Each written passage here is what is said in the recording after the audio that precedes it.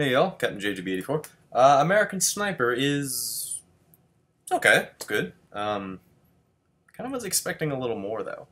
I sat there watching and thinking like, this beat Nightcrawler at the Oscars? Like, really, really, really? Yeah, the Oscars really do have a psychological effect on the person. But anyways, American Sniper. It's about this guy named Chris Kyle.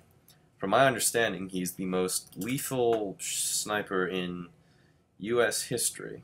At the end of it all, he had something like 306 confirmed kills during the Iraq War. So don't mess with this guy. He will kill you. Yeah, so it's more like just about his life, how he decided to join, like his upbringing, why he decided to join the army, how he met his wife, Sienna Miller, who's also good in the film, and just during his time in Iraq. And that's basically the film, really. And him, like, trying to deal with, post-traumatic stress, with all, like, just the horrible shit he has to deal with, really. That he had to witness, everything. And, yeah. So this is a Clint Eastwood film. Clint Eastwood has been really just hit and miss lately. Jersey Boys, which came out, also in 2014, was... But yeah, hopefully this is a start of something new, because I hope he does better stuff. You don't get too many films, Iraq war films. You get some, like The Hurt Locker, I think was... I don't want to say the first, but one of like the first major ones. But that film has not aged well at all. It used to be one of my favorite movies, but now I look back on it going like, no. But anyways, so it centers on his life. He gets to Iraq, and he is just an incredible shot. Like, just really, like, he's able to just, like, some guy will just start running, boom, like, heart shot, basically. Nice, a lot of, like, nice, like, nail-bitingly tense scenes, of, like, is something gonna happen? Is he gonna take the shot? Is something dramatic about to happen? One thing that kind of was a bit of a, I guess a bit of a turnoff for me was, now, look, I don't know much about this guy. I grew up listening to the Iraq War and all, but, and I haven't heard much about this person, but there's a villain in the film, really. Like, he's a villain. Like, the way he's built up, the way he's introduced, and the way he's seen is, he's basically a movie villain. He's like another sniper who can do, like, crazy shots from almost, like, 1,000 yards, 1,000 meters away.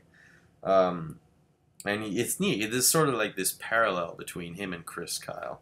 And it's quite fascinating. I just wish he had a little more personality. Doesn't say much. We get one shot of his family and all, but other than that, not much. Apart from he's a warlord.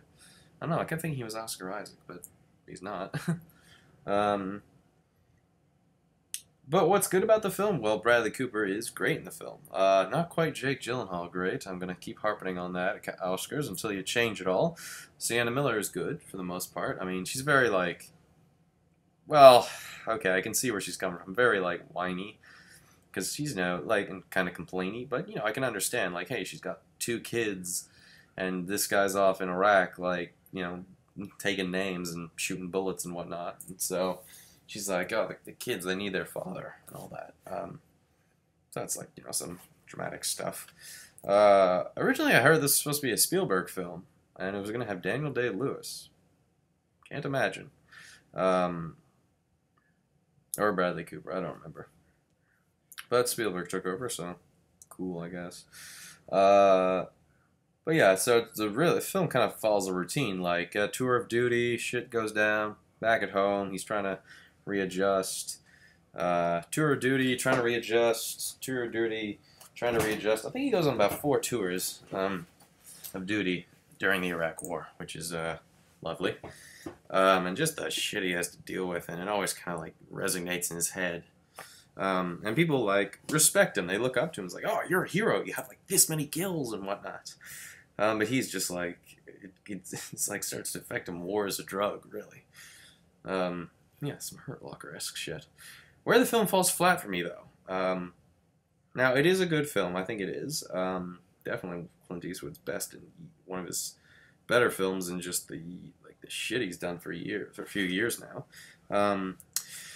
Is that apart from Bradley Cooper and Sienna Miller, there really isn't any other. There are no other characters in the film. Really, everyone else is kind of just some dude with a gun. They try to build up some like his war buddies, but really, they come off as just war cliche. Really, especially when they get killed off. I'm just like, he's being all emotional and thinking about it. I'm just like, I'm sorry, I just didn't care. I didn't fucking care.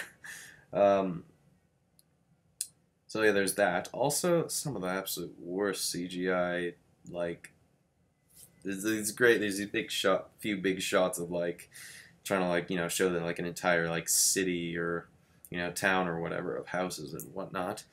Some of the worst looking CGI I've ever seen. I've seen in years. And just like everything kind of looks like fake and whatnot.